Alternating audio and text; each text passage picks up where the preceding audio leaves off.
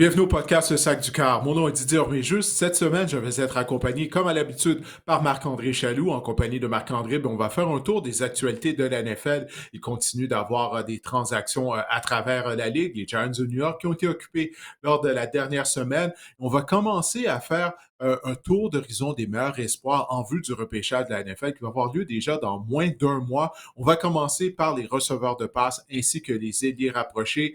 Marc-André va y aller de sa chronique hebdomadaire en termes de fantasy football. Et on va répondre à quelques-unes des questions que vous nous avez envoyées lors des derniers jours. Alors, cet épisode du podcast Le Sac du Car commence à l'instant.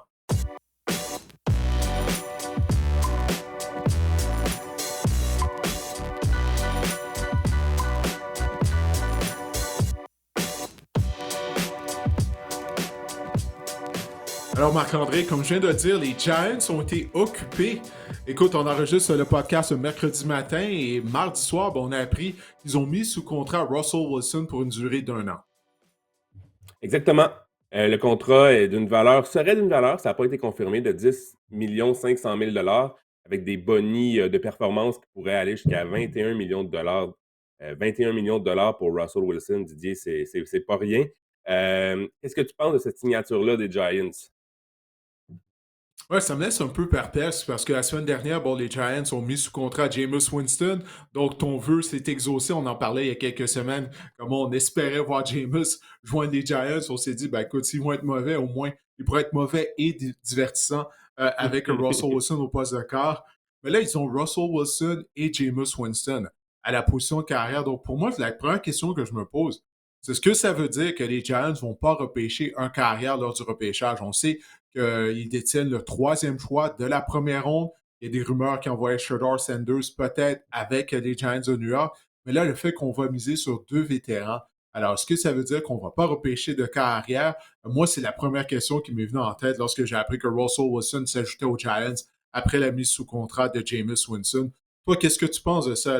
Le fait que présentement, on mise sur Russell Wilson ainsi que Jameis Winston du côté des Giants. Puis, est-ce qu'on a réellement un carrière numéro un? Parce qu'il semble que non. Là. Après, ce qu'on a vu de la part de ces deux joueurs-là lors des dernières années, les Giants ont deux carrières, mais réellement, peut-être qu'ils en ont toujours pas. Premièrement, je suis triste. Je suis triste parce que la perspective de Jameis Winston, pour moi, en tant que détenteur de Malik Neighbors au niveau fantasy, ça m'allumait. J'ai même écrit un petit poème en l'honneur de Jameis Oh Winston gosh. pour chanter ma tristesse ce matin, Didier. Ça Vas-y. se lit comme suit. Ah, Jameis, mon corps favori. Lorsque je vois la situation des Giants, je t'avoue, j'ai un parti pris. De penser que tu ne pourras pas lancer à Malik, ça me met un peu en colique. De voir Russell à tes côtés, je t'avoue, ça m'écoeure, car il n'y a que toi, Jameis, qui était l'élu de mon cœur. Fin. Merci. Merci. Mais pour revenir à ta question, Didier, T'as le moi cœur aussi, je pense que brisé. Oui, oui.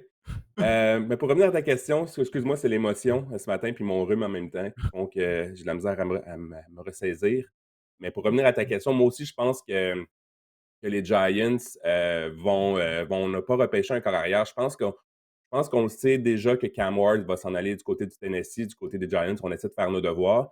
Pas mal convaincu que du côté des Browns également, on a signé seulement, on a acquis seulement Kenny Pickett. Je pense qu'on pourrait être tenté de repêcher Shedeur Sanders. Parce que maintenant, Shedeur Sanders va vouloir aller jouer à Cleveland. Ça, c'est une autre question. Mais je pense que c'est une bonne idée. Puis je pense qu'on se rapproche de plus en plus d'un gars comme, on va en parler plus tard, là, un gars comme Travis Hunter à New York. Ça pourrait être un bon complément à Malik Neighbors. Puis si on décide évidemment de le faire jouer à la position de receveur, et on a tellement besoin de demi de coin à New York que je pense qu'on s'enligne peut-être pour ça du côté des Giants, selon moi. Ah, c'est pas fou, ça. C'est pas fou. Peut-être bien, parce que oui, là, soudainement, le groupe de receveurs de passe des Giants serait beaucoup plus intéressant. Là. Si on ajoute Travis Hunter, on décide justement de l'utiliser à la position de receveur de passe et non à celle de demi-coin avec Malik Neighbors. Également Darius Slayton à qui on a donné une prolongation de contrat. Darius Slayton, c'est pas un receveur numéro 2, mais si tu ajoutes euh, euh, Hunter, ben là, soudainement, Slayton devient ton receveur numéro 3. Là, il se retrouve dans la bonne chaise. Ça, c'est plus intéressant. Mais j'ai hâte de voir est-ce que réellement, lorsque la saison régulière va commencer, est-ce que Winston et Wilson feront partie des Giants de New York, surtout du côté de Russell Wilson, si jamais Jameis connaît un meilleur camp d'entraînement, là, si on ne repêche pas d'autres carrières. Là. Si Jameis remporte la bataille, est-ce que Wilson va être satisfait d'être un carrière réserviste pendant toute la saison ou est-ce que ça va faire comme avec les Steelers de Pittsburgh? Ben, il va attendre et puis peut-être après 3, 4 matchs, une fois que Jameis va connaître son match de 4 interceptions, ce qui est inévitable, ça va arriver. Ben, peut-être qu'on va envoyer Russell Wilson dans la mêlée. Mais bref, je suis un partisan des Giants. Présentement, je ne suis pas plus en confiance que je l'étais il y a une semaine avec l'arrivée de Jameis et de Russell Wilson. Moi, je continue de croire que ça va être la dernière année du DG Joe Shane ainsi que de l'entraîneur Brian Dable à New York. Effectivement, j'ai hâte de voir la dynamique moi aussi parce qu'on a vu, je pense qu'on va utiliser les 2 carrières, c'est mon avis là, durant la saison. On a vu que Russell Wilson, lorsqu'il a pris les rênes des Steelers, ça a bien été un moment, puis par la suite, ça a commencé à s'effriter.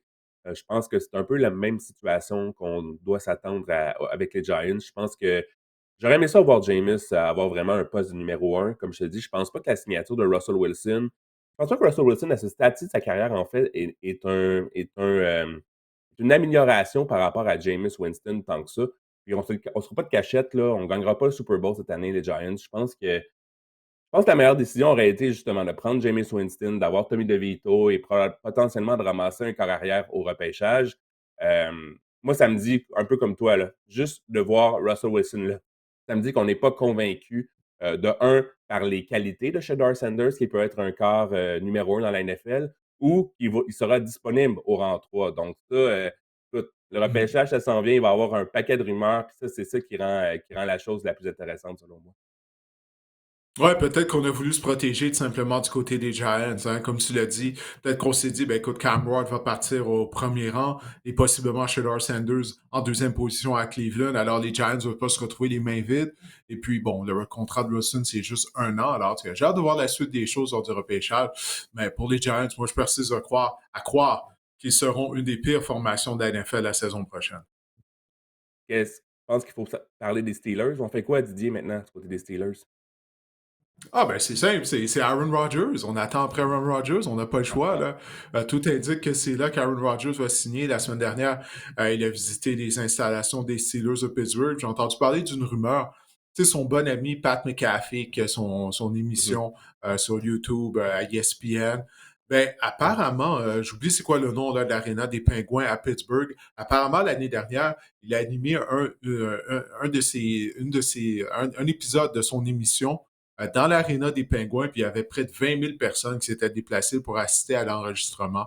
Apparemment, il va répéter l'événement, je crois que c'est la semaine prochaine ou quelque chose comme ça, au cours des 2 prochaines semaines, en tout cas. Puis, apparemment, ben là, ça serait là qu'on annoncerait que Aaron Rodgers officiellement se joint aux Steelers de Pittsburgh. Ce McAfee est natif de la région de Pittsburgh. Ça, j'aurais dû dire ça. Alors, c'est comme ça commence en voulant faire un spectacle avec la mise sous contrat d'Aaron Rodgers avec les Steelers. Je ne suis pas certain que ça va bien se terminer. Puis en plus, c'est les Steelers, c'est pas une organisation qui aime flasher. Là. Du côté des non, Steelers, c'est ça. on vient pour travailler. Donc, il me semble que c'est pas un bon mariage, mais c'est ça. Écoute, tout indique que Rodgers, ben, il va se joindre aux Steelers. Là. C'est juste une question de temps. Là. Dire que tu as mentionné le nom d'une équipe de hockey dans ton podcast. Toi, Didier. C'est Ouais, mais il y toi-même avait une qui a parlé de raison, tu hockey. vois. C'était pas gratuit, c'était pas OK. gratuit. Il y avait une vraie raison là, pour parler des pingouins. Je sais pas si Mason Rudolph n'est pas meilleur qu'Aaron Rodgers à ce stade de sa carrière. Ou n'est pas moins pire, je Non, devrais le non. dire. Non, quand même, non. Quand même, non, non, Non? non. Non, Rodgers est meilleur que C'est non. vrai. Non, Rodgers est quand même meilleur là, que Mason Rudolph, même sur une patte. Ouais. De l'autre côté, la semaine on a vu qu'en termes de passeurs, là, Aaron Rodgers et Josh Allen, ça s'équivaut, là, quelques semaines. Je voulais te parler de Avec les Stefon Diggs, statistiques, ouais. Didier. Oui, oui. Mhm. Je voulais te parler de Stefon Diggs également. Grosse signature hier des Patriots de la Nouvelle-Angleterre qui a signé un contrat de 3 ans à 69 millions de dollars au total. Plus de 20 millions de dollars par saison pour Stefon Diggs. Il a été passé des tests physiques chez les Patriots. C'est ça qui m'inquiétait dans son cas. Est-ce qu'il sera en mesure de retrouver vraiment tout son aplomb? Ça me semble que les Patriots ont été convaincus de ce qu'ils ont vu. Didier, toi, t'en penses quoi? Ben, les Patriots avaient besoin d'un receveur de passe, hein. Ils ont tenté d'en mettre sous contrat via le marché des joueurs autonomes.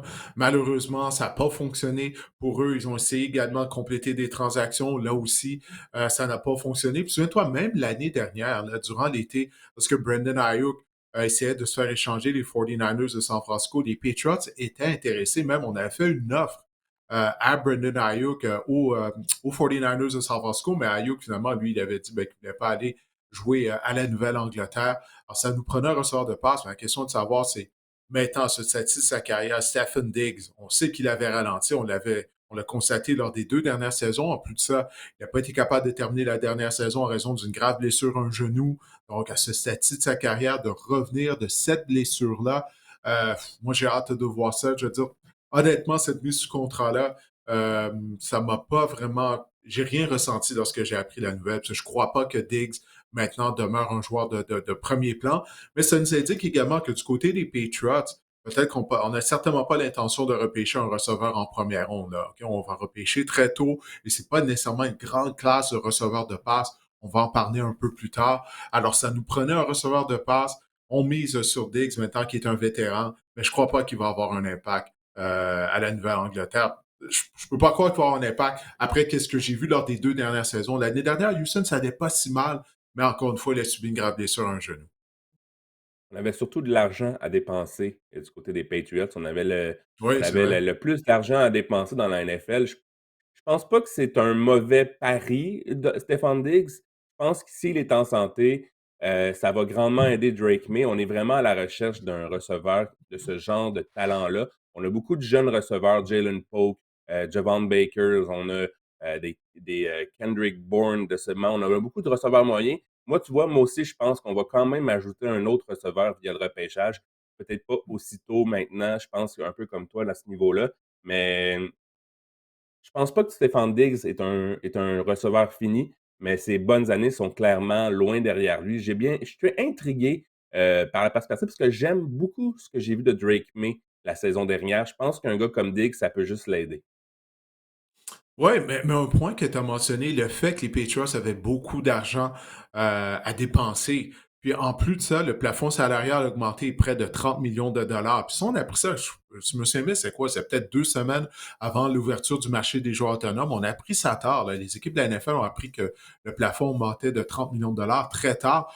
Puis c'est comme si les Patriots sont fait avoir avec ça. Parce que, souviens-toi, on croisait, bon, ben, les Patriots, ça va être une équipe qui sera en mesure de mettre sous contrat à des bons joueurs autonomes, de faire des bonnes offres de contrat, étant donné qu'on avait beaucoup plus d'argent sous le plafond salarial que les autres équipes. Je me souviens bien, les Patriots étaient l'équipe qui avait plus d'argent à dépenser. Mais là, le plafond a augmenté de 30 millions de dollars. Ça fait en sorte que toutes les équipes avaient plus Mmh. d'argent.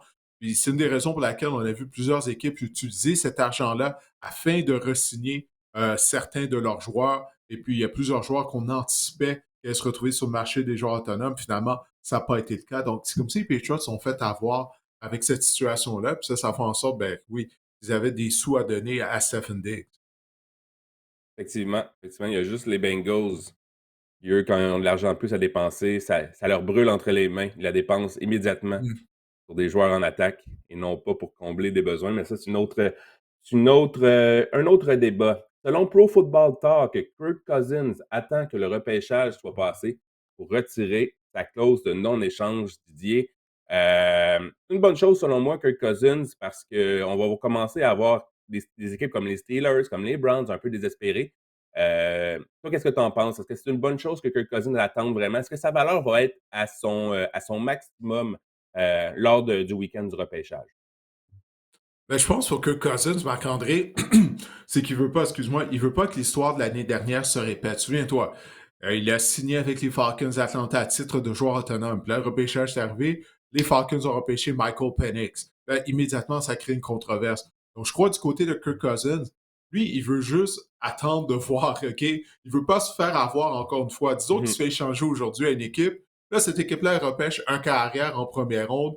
Là, il va dire, mais là, c'est la même chose que l'année dernière, c'est le même scénario qui va se répéter. Alors, je crois qu'il a appris de l'année dernière de cette erreur des Falcons d'Atlanta. Alors, lui, il va laisser le repêchage passer, puis là, après ça, il devrait lever sa clause de non-échange, puis il va pouvoir étudier le marché une fois que le repêchage aura lieu. pense que c'est une sage décision de la part de Kirk Cousins. Est-ce que tu penses, selon toi, qu'il va être échangé lors du week-end du repêchage? Je crois que oui. Je pense pas qu'on va garder les deux. Je crois pas qu'on va garder Cousins et Penix à Atlanta. Puis, écoute, s'il y a des équipes, il y a encore des équipes qui sont toujours à la recherche de vétérans carrière. Alors, je crois que oui. En complétant une transaction qui fera en sorte que les Falcons vont devoir payer une bonne portion du salaire de Kirk Cousins. Ouais, moi, je suis persuadé que Cousins va finir par se faire échanger. Écoute, il y a des rumeurs qu'il envoie peut-être effectuer un retour, soit avec les Vikings, afin d'épauler J.J. McCarthy ou avec les Browns de Cleveland. Parce qu'il avait travaillé sous Kevin Stefanski lorsque Kevin Stefanski était collateur à l'attaque des Vikings du Minnesota. Kirk Cousins était carrière partant, donc il connaît le système de Stefanski. Et puis, il pourrait être le carrière partant, même si on repêche, je sais pas moi, Shedeur Sanders. Peut-être qu'on dirait, ben, Cousins va être notre partant pour 2025. De cette façon-là, Shedeur va pouvoir apprendre derrière lui. Donc, en tout cas, on va voir qu'est-ce qui va arriver, mais je pense que c'est vraiment une bonne décision de la part de Cousins d'attendre que le repêchage ait lieu, soit terminé avant de lever sa clause de non-échange. C'est fascinant quand même la saison 2024 de Kirk Cousins. Personne ne s'attendait à ce qu'il soit aussi mauvais, hein. Personne. Je t'en avais parlé. Je t'en avais parlé pendant tout l'été. Je t'en avais parlé. Comment tu peux dire personne? Personne n'avait vu ça venir. Écoute, un carrière qui est dépassé la mi-trentaine, qui a subi une déchirure à un tendon d'Achille, c'était prévisible. On ne savait pas quel genre de performance il allait offrir. Puis malheureusement pour les Falcons, ben, finalement, ben, Kirk Cousins était comme une statue dans la pochette protectrice. Je ne suis pas certain que ça va être mieux en 2025.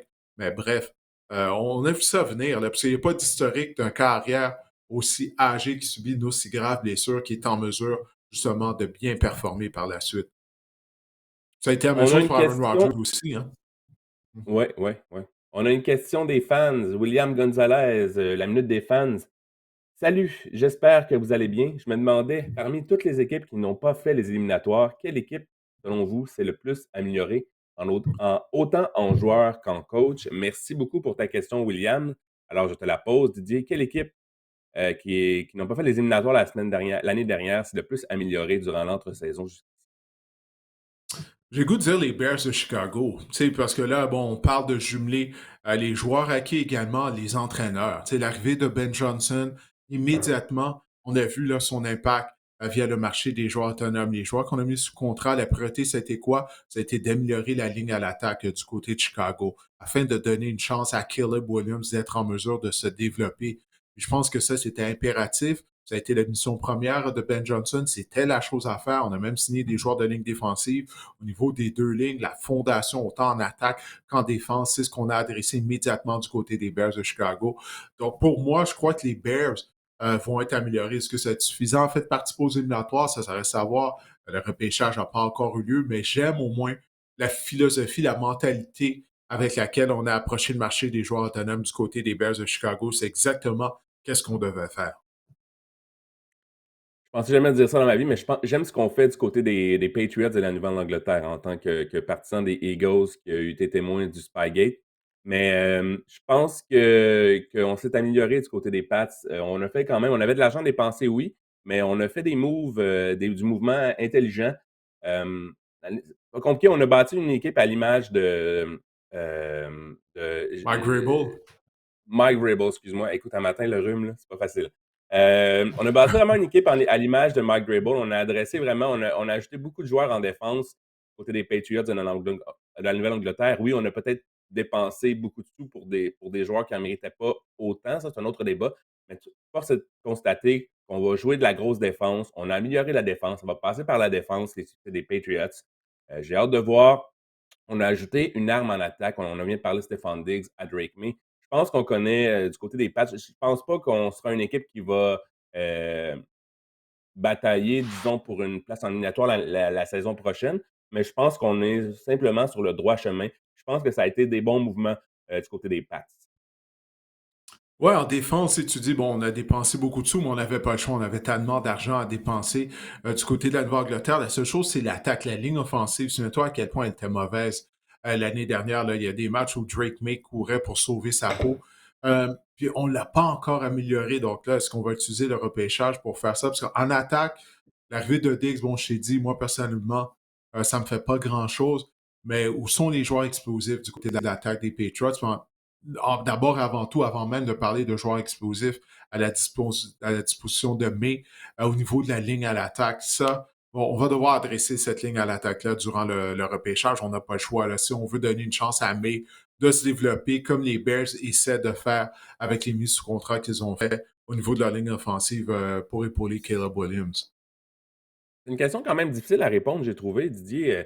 Tu avais pris les Bears, j'ai essayé de prendre une autre équipe, mais tu sais, je regardais ça rapidement. Les Dolphins, on n'a pas fait grand-chose du côté du marché des joueurs Mhm. autonomes. Les Cowboys non plus. Les Bengals, on ne s'est pas vraiment amélioré. Je veux dire, ça a été une question difficile. Merci, William. Il aurait fallu quand même que ça a été difficile de trouver une équipe. Je pense que les Patriots, on est jeunes. Puis c'est ça ma réponse. Mais c'est vraiment une question, ouais, on dirait que les équipes ont été quand même frileuses. J'aurais pensé que les Cards aussi, on aurait été plus actifs sur le marché des joueurs autonomes, mais ça n'a pas été le cas. Ouais, mais je pense vraiment que ça en vient à ce que je disais tout à l'heure, le fait que le plafond a augmenté, Marc-André, par 30 millions de dollars d'un seul coup, ça permet aux équipes de re-signer leurs joueurs. Tu sais, souviens-toi, lorsqu'on avait fait notre épisode là, consacré justement à l'ouverture du marché des joueurs autonomes, puis tu sais qu'on l'avait enregistré une semaine avant le début du marché des joueurs autonomes, puis en l'espace d'une semaine, il y avait plusieurs des joueurs qu'on avait mentionnés qui étaient des joueurs intéressants qui ont re-signé avec leur équipe étant donné que Mmh. les équipes ont beaucoup d'argent. Puis ça va juste continuer cette tendance-là. J'ai hâte de voir ça, justement, si l'année prochaine, au niveau du marché des joueurs autonomes, que ça va être un peu comme cette année, sans vraiment de joueurs d'impact, parce que le plafond salarial, il va juste continuer d'augmenter du côté de la NFL. Là. Alors, on continue d'avoir des matchs internationaux. On va jouer un match en Irlande dès la saison prochaine. Dans 2 ans, on va jouer un match en Australie. Et en plus de ça, là, je lisais hier, euh, que la NFL essaie de trouver un partenaire pour la diffusion du repêchage au niveau du streaming. Donc, on a affaire à Netflix. On a demandé à Netflix si Netflix voulait diffuser le repêchage de la NFL. Netflix a dit non. Mais toutefois, il y a Amazon qui serait intéressé, il y a ESPN qui serait intéressé également afin de streamer le repêchage. Donc, tout ça, c'est quoi? C'est d'autres revenus pour la NFL. La NFL imprime pratiquement son argent, Marc-André, maintenant. Alors, le plafond va continuer de monter. Puis moi, j'ai hâte de voir justement, est-ce que ça va avoir un impact sur la période des joueurs autonomes, comme ça a eu un impact cette année? Est-ce que ça va se poursuivre, cette tendance, au cours des prochaines saisons? Les Seahawks ont été hyper actifs jusqu'à maintenant, j'ai trouvé, tant au niveau des transactions que du marché des joueurs autonomes. Sauf que est-ce que ils se sont améliorés vraiment ça? Je pense plus qu'on a fait un pas de côté, c'est mon avis du côté des Seahawks. Ouais, non, je suis d'accord avec toi. Tu sais, les Seahawks, beaucoup de changements, mais au bout du compte, est-ce qu'on va être une meilleure équipe? Pour autant, c'est ça qu'on n'est pas certain là, du côté de Seattle. Geno Smith pour Sam Darnold, moi je persiste de croire que Geno Smith est un meilleur carrière. On a perdu DK Metcalf. Notre ligne à l'attaque Cooper demeure un Kupp, problème. Ouais, Cooper Cup, l'arrivée de Cooper Cup, mais Cooper Cup, à ce stade de sa carrière, qu'est-ce qu'il va donner réellement? Est-ce qu'il va pouvoir rester en santé pendant les 17 matchs? Ça n'a pas été le cas, principalement pendant la majorité de sa carrière. Donc, il y a beaucoup de points d'interrogation là, du côté des Seahawks après tous les changements qu'on a fait. passons maintenant, Didier, à l'aperçu des meilleurs espoirs au niveau chez les receveurs et les ailiers rapprochés en vue du repêchage 2025 qui se tiendra à Green Bay dans un mois. Ça s'en vient, Didier, je commence à être excité, je sais pas toi. Ouais, ça va vite, hein? Écoute, là, Ouais. on dirait que le Super Bowl vient d'avoir lieu, puis là, on parle déjà du repêchage. Ça va très vite. Écoute, les camps d'entraînement du côté de la Ligue canadienne vont commencer dans moins de 2 mois. Alors, tout va vite. Comme tu as dit, le repêchage à la NFL dans un peu moins d'1 mois. Alors, ouais, c'est ça. Il manque pas d'action durant la saison, Marc. On va commencer par une question d'Emmanuel Bossé. Bonjour Didier. Durant le dernier podcast, vous avez discuté de Travis Hunter, ce joueur habile des deux côtés du ballon. Ma question est la suivante. Dans le haut du tableau du repêchage, quelles équipes seraient davantage portées à le sélectionner comme demi-point ou à l'inverse, comme receveur éloigné? Merci à toute l'équipe pour votre dévouement durant l'autre saison. Alors Didier, alors quelles équipes auraient davantage à sélectionner Travis Hunter, le demi de point, et quelles équipes auraient davantage à sélectionner Travis Hunter, le receveur de passe? Tout d'abord, merci Emmanuel d'avoir pris le temps de nous envoyer sa question. C'en est une très bonne question parce que là, on n'est pas dans la tête des équipes, hein. C'est difficile de prédire ça. Je sais que le DG des Browns de Cleveland, lui, il avait dit que selon lui, Travis Hunter était un receveur de passe. Que si les Browns seraient pour le repêcher, ben, on le voit plus comme un receveur de passe. Pour ce qui est des autres équipes qui repêchent dans le top 5, parce que clairement, Hunter va être repêché dans le top 5, c'est pas dans le top 4 du repêchage, selon moi. Euh, j'ai rien lu, en tout cas, je ne sais pas toi de ton côté, mais moi, j'ai rien lu en termes de commentaires qui indiquaient où on voudrait utiliser Hunter. Mais du côté du Combine, du camp d'évaluation de la NFL, bon, il n'a pas participé au Combine, mais il était là en tant que demi-coin. Alors, il semble qu'il y ait une tendance comme quoi qu'on voudrait d'abord, avant tout, du côté des équipes de la NFL, en faire un demi-coin, puis après ça, l'utiliser sporadiquement comme receveur de passe. Ouais, j'ai bien hâte de voir moi aussi. Moi, je pense que les équipes auront le beau luxe, selon leurs besoins. Je parlais des Giants tout à l'heure, je pense je sais pas, je veux dire, je pense que les Giants auraient intérêt à l'utiliser comme receveur de passe. À l'inverse, je pense que les Patriots aussi, pourraient, l'utiliser comme receveur de passe plus que comme demi de poing. On a fait des additions en défense. Ça va vraiment dépendre. Par contre, je suis pas convaincu que c'est le meilleur receveur de passe disponible selon moi. Oui, il y a un potentiel énorme. On parle de comparaison, s'il atteint son plein potentiel d'un receveur, de type Justin Jefferson, par exemple, mais c'est pas un gros gabarit, c'est pas un gars qui va, c'est un gars qui va gagner des verges après l'attraper. C'est pas un gars qui est gros, il se fait souvent également tasser, assez facilement. Donc, je sais pas si les équipes vont, en termes de receveurs de passe, vont peut-être prioriser un receveur de meilleur gabarit, de meilleure stature, je sais pas.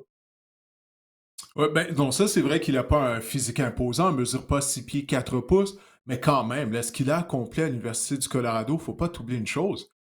Il a accompli tout ça, là, tu sais, plus de 1000 verges par voie de réception l'année prochaine. L'année dernière, je pense que c'est quoi? C'est plus de 90 réceptions. J'oublie ses statistiques. Mais peu importe, il Mmh. était autant joueur d'impact en tant que receveur de passe que de demi-coin. Puis ça, c'est comment je te dirais? Ça, c'est sans passer tout son temps lors des entraînements à une position. Tu sais, c'est ça qui est incroyable, c'est ça qu'il faut prendre en considération, Marc-André. Tu sais, il a eu ces statistiques-là en tant que receveur de passe, mais durant les entraînements, il passe du temps à la position de demi-coin. Tu sais, ça, c'est sans même se concentrer à une position uniquement. Il est en mesure de faire tout ce qu'il a été capable d'accomplir durant sa carrière universitaire à l'Université du Colorado. Alors, ça, c'est vraiment tout à fait phénoménal. Alors, c'est ça qui est intriguant de la part de Travis Hunter, parce que tu dis, c'est quoi ce potentiel? Tu sais, c'est quoi le Mmh. plafond de ce potentiel? Est-ce qu'il y a même un plafond?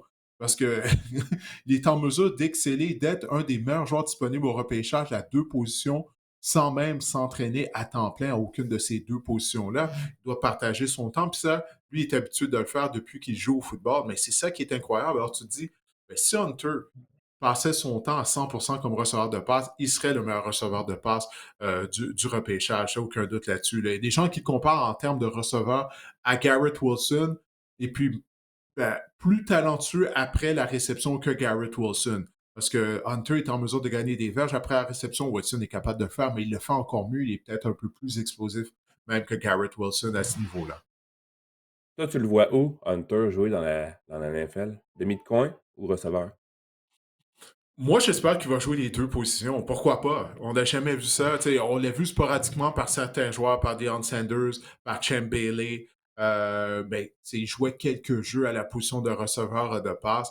Moi, j'aimerais ça qu'une équipe se dise, OK, on va l'essayer. Pourquoi pas? Parce qu'en plus, au niveau de la NFL, tu as assisté à des matchs de la NFL sur place en tant que spectateur. Il y a beaucoup de temps mort lors de ces matchs-là. Tu sais, quand tu regardes le match chez toi, les Mmh. rencontres le dimanche, avec le Red Zone, il y a plusieurs matchs en même temps. Donc, lorsqu'il y a une pause commerciale, ton attention est portée à un autre match, à une autre rencontre. Mais quand tu es sur place durant les matchs, c'est long. Là. Il y a constamment des arrêts de jeu, des arrêts pour les publicités. Ça peut permettre à Travis Hunter justement de reprendre son souffle. En tout cas, moi, je suis vraiment intrigué. Moi, je souhaite qu'une équipe l'utilise aux deux positions. On n'a jamais vu ça. J'aimerais voir ça pour la première fois. Là. Du moins, on voyait ça à l'époque des casques de cuir lorsque les joueurs jouaient autant en attaque qu'en défense. Ça fait longtemps qu'on n'a pas vu un joueur faire ça à temps plein. La seule chose, tu te dis, est-ce que ça va réduire la durée de sa carrière? Si c'est le cas, s'il joue autant en attaque qu'en défense régulièrement, ça, c'est sûr que ça va être très taxant pour son corps éventuellement. En début de carrière, je sais pas. Moi, je souhaite voir une équipe qui va l'utiliser autant en attaque qu'en défense. Pour conclure sur la question d'Emmanuel, j'ai envie de faire l'exercice. J'ai avec devant moi les sélections, l'ordre du repêchage en ce moment. Bon, si on prend pour acquis que les Titans vont repêcher Cam Ward, en 2, c'est les Browns de Cleveland. Selon toi, les Browns auraient davantage, intérêt à l'utiliser comme demi de coin ou comme receveur de passe? Ben, ces équipes-là sont mauvaises. Il y a une raison pourquoi ils repêchent au premier, deuxième, troisième rang du repêchage. Elles sont mauvaises. Ils ont besoin d'aide pratiquement à toutes les positions. Alors, c'est ça qui fait que c'est Ouais. difficile d'essayer de prédire, OK, à quelle position ils vont l'utiliser, ou peut-être qu'elles vont se dire, ben, regarde, justement, on en arrache autant en position de demi-coin que receveur. On va l'utiliser à toutes les sauces. Ces équipes-là ont des besoins pratiquement partout. Bon, c'est correct, tu veux pas répondre à mon jeu, on le fera pas. Mais c'est vrai que les Giants, on regarde rapidement les Giants, les Pats, les Jaguars, les Raiders, peut-être les Jets plus comme receveur de passe que comme demi de coin, on a quand même une bonne défense. Les Panthers, les Saints, bref, on a toutes des équipes qui ont intérêt à peut-être l'essayer aux 2 positions. Tu as entièrement raison là-dessus. Ah, il y a une raison pourquoi ces équipes-là repêchent dans le top 10, hein, et dans le top 5 du Effectivement. repêchage. Effectivement, effectivement. On passe au suivant. Tetaroa McMillan, receveur de passe de l'Université de l'Arizona. C'est, si on enlève Travis Hunter de l'équation, c'est honnêtement le receveur de passe, le mieux coté en vue du repêchage 2025. C'est un grand receveur de passe. Il mesure plus de 6 pieds 4. On le compare à T. Higgins en termes d'habileté et au niveau de l'athlétisme également, au niveau de la grosseur. Bref, comment tu évalues Tetaroa McMillan comme receveur de passe? Est-ce qu'il est vraiment le receveur qui devrait sortir, disons, le premier au repêchage 2025 à Green Bay dans un mois? Ouais, je suis pas convaincu qu'il va être le premier receveur repêché. En tout cas, j'ai hâte de voir ça. Tout d'abord, lui, sa carte de visite, Macmillan, bon, tu as parlé de son gabarit, c'est ça qui est impressionnant. Parce que lorsque tu regardes les meilleurs espoirs de la position de receveur cette année, il n'y en a pas beaucoup qui ont des physiques imposants comme Macmillan. Sa carte de visite, ce sont les réceptions contestées, les attrapés contestés. Il sait comment se servir de son corps. On le compare souvent à Drake London, puis je peux voir pourquoi. Je pense que London est peut-être plus rapide que McMillan parce que la semaine dernière, il a tenu son Pro Day. Il n'avait pas participé au test physique lors du Combine à Indianapolis, lors du camp d'évaluation. Puis là, selon ce qui a été rapporté, bon, on dit qu'il a couru un 4-4-6 au 40 verges, ce qui serait vraiment 4-5-5. excellent en raison de son cabaret. Ben, c'est ça. Tu vois, il y a des gens qui disent qu'il a couru un 4-4-6, puis il y en a d'autres qui disent qu'il a couru un 4-5-3, 4-5-5, comme tu viens de le mentionner. Donc, c'est ça l'affaire. Puis, lors des Pro Day, il n'y a jamais nécessairement un temps officiel parce que tous les dépisteurs sont là avec leur chrono, puis ils prennent le temps. Puis, bon, oui, il y a le temps électronique aussi, mais c'est moins fiable que lors du combine, lors du camp d'évaluation de la NFL. Donc, moi, j'ai des questions face à sa rapidité parce que j'ai trouvé une statistique que j'ai ici, justement, parlant de McMillan, son chrono. Si réellement il a couru un 4-5 aux 40 verges, OK? La dernière fois qu'un receveur de passe, Marc-André, a été repêché en première ronde et courait seulement un 4-5 aux 40 verges, on doit remonter à 2015. OK? 2015, puis c'était Mike Evans, un autre joueur à qui McMillan ressemble en raison de son gabarit. Mais depuis 2015, il n'y a pas eu de receveur de passe qui ont couru un 4-5 aux 40 verges qui ont été repêchés en première ronde. Alors, c'est ça. Moi c'est ça qui m'inquiète. Euh, Est-ce qu'il va être assez rapide, assez explosif, justement, pour être repêché en première ronde, surtout je parle dans le top 10, dans le top 15 du repêchage à NFL. C'est là que j'ai des questions parce que McMillan, comme on le voit dans les faits saillants, il est capable de gagner des verges après la réception, en plus de remporter régulièrement les attrapés contestés, les attrapés 50-50. Donc, il y a beaucoup à aimer, mais sa vitesse, c'est le point d'interrogation de son côté. Moi, j'ai une autre stats pour toi. Depuis 2018, seulement 3 des 25 receveurs choisis en première ronde ont couru au-dessus de 4-5 au niveau du 40 verges. Nikhil Harry, Mhm. Trillon Burks et JSN, Jackson Smith et Jigba. Fait que c'est seulement il y a eu ces 3 joueurs-là qui ont couru au-dessus de 4-5, qui ont été repêchés en première ronde. Pour les 2 premiers, on peut commencer à parler de bust. Pour JSN, ça n'avait pas été de la dernière saison. On aurait peut-être commencé à penser que c'est un bust également. Donc, ça dit tout, cette statistique-là. J'ai bien hâte de voir McMillan. Je trouve, tu sais, les gros receveurs, les grands receveurs, on a eu également l'exemple avec Quentin Johnston qui a été repêché en première ronde. Ça n'a pas été, jusqu'à maintenant, c'est pas vraiment un succès du côté de Quentin Johnson. Je pense que McMillan est plus rapide et peut-être mais également plus élancé. Là. Quentin Johnson était Mais, plus, mais plus Johnson est plus rapide. Johnson avait réussi un bon chrono 40 verges. ouais, Son problème à Johnson, c'est ses mains. C'est les passes échappées.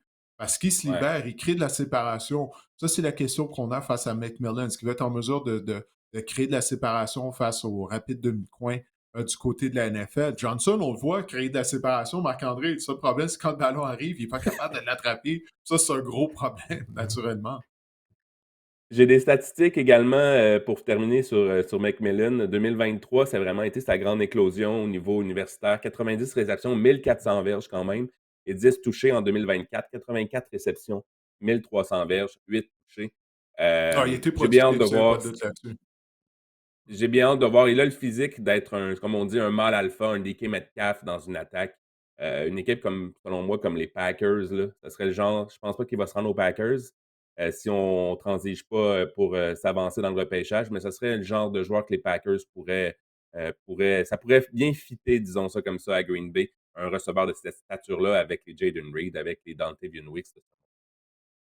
Mais justement, tu trouves pas que les Packers ont suffisamment déjà de bons jeunes receveurs? Je pense que ça serait d'autres choses qu'ils auraient besoin là, du côté de Green Bay. Ouais, Moi, je ouais. pense du côté de Green Bay, en tout cas, on aurait besoin de joueurs d'impact en défense. Mis à part Xavier Mhm. McKinney, qui a été une belle addition, mais dans le front de la défense, si on peut avoir un joueur d'impact, je pense que c'est surtout ça du côté de Green Bay. Pour moi, c'est pas la solution des receveurs. Tu sais, qu'est-ce que j'en pense? Là? Ben, c'est Mhm. de dire, ah, OK, si on ajoute un receveur, on va être correct. Très souvent, c'est faire fausse route avec ça, je pense. Est-ce que tu le vois sortir dans le top 10, Macmillan? Et où tu le vois sortir si tu veux te mouiller au C'est drôle, repêchage?